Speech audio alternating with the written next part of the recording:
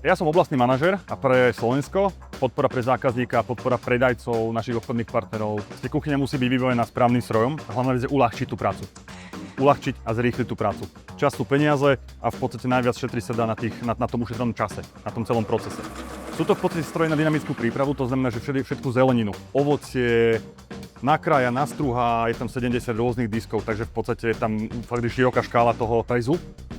A na porovnanie živý príklad 6 pomocných kuchárok krájalo zemiaky na kosičky od rána do 11. Doniesli sme tam stroj, jedna kuchárka, 30 minút, rovnaké množstvo zemiakov.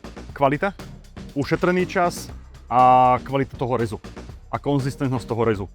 Zelené a červené tlačítko, takže fakt úplne že najjednoduchšie. A druhá vec je taká možnosť, že bezplatné zaškolenie toho stroja. Od úplne najmenšieho ponorného mixeru až po najväčší krájak na zeleninu. Výstav je čím ďalej, tým menej. A teraz sa to už robí, ako keby fokusuje na menšie lokality, poviem to tak, alebo lokálni nejakí dealery to robia. A v podstate tá edukácia alebo nejaké akože usmernenie tých nových trendov určite je veľmi dôležitá vec. Že prečo by si mali kúpiť takýto stroj? Odpoveď, ušetri čas.